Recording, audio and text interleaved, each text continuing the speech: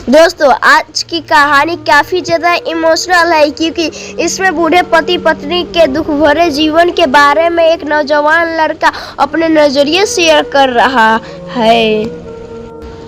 मेरा नाम प्रशांत है। मुझे गांव के घर से काफ़ी दूर की बड़ी सिटी में नई नौकरी मिली थी। इस शहर में भाड़े का घर लेकर रहने लगा।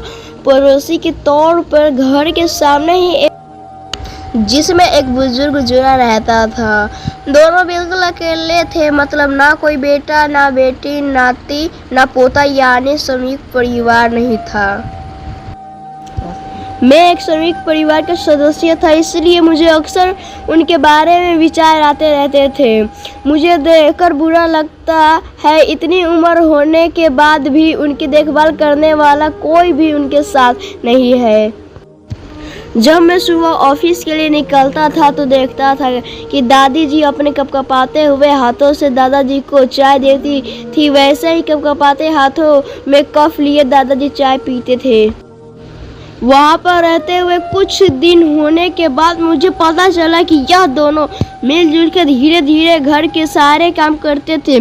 कोई भी उनसे जाकर बात नहीं करता। इतने दिनों में मैंने उनकी आवाज़ तक नहीं सुनी थी।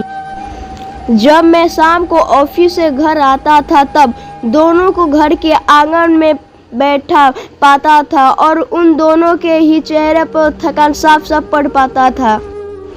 मेरा मन कई बार करता कि उनसे जाकर बात कर लूं, लेकिन फिर किसी वजह से मेरा पाँव वहीं पर थम जाते। मैं जब जब उन्हें देखता था मुझे मेरे दादा दादी की बहुत याद आती और मैं घर पर फ़ोन लगाकर उनसे बात कर लिया करता।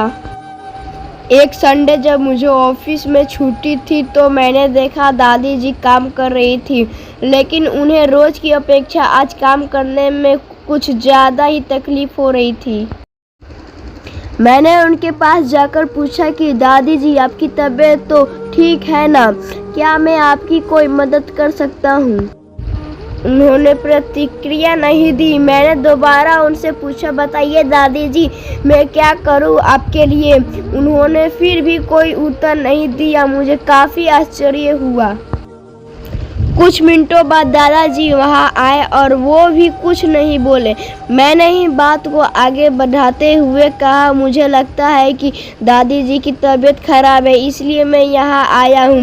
मैं आपकी मदद करना चाहता हूँ। बताइए मैं कैसे आपकी मदद कर सकता हूँ?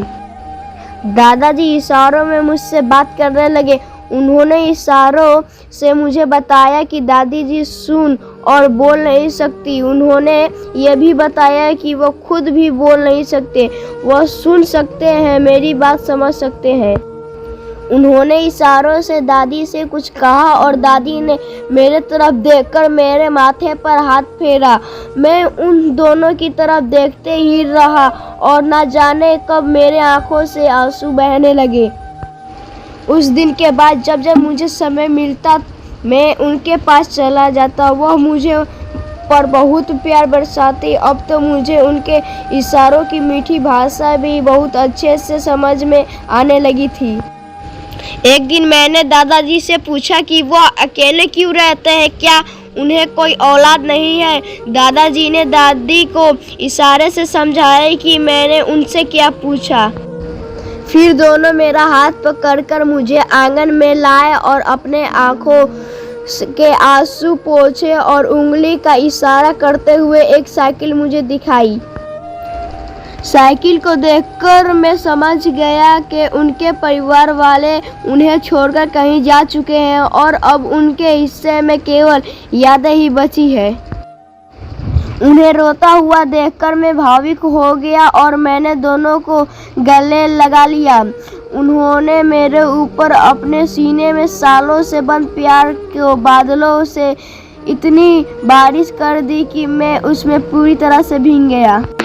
दोस्तों इस कहानी से कई लोग कनेक्ट कर पाएंगे क्योंकि यह सिर्फ कहानी नहीं है, यह कई सारे बेचारे बुजुर्ग लोगों की सच्ची दास्तान है। दोस्तों ये कहानी आपको कैसी लगी? अच्छी लगी होगी तो कमेंट करके बताना और चैनल को सब्सक्राइब करना मत भूलिएगा और लाइक भी।